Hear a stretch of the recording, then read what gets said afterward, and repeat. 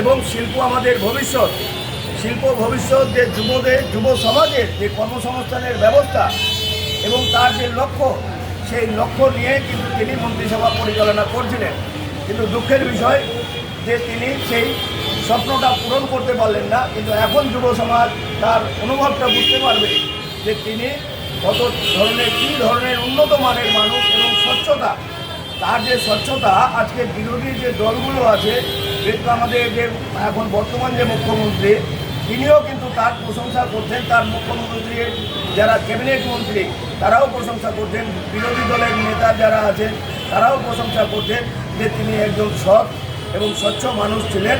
তার যে সাদা ধুতি সাদা পাঞ্জাবিতে কোনোদিন দুর্নীতির একটা কালো ছিটার দাগও পড়েনি।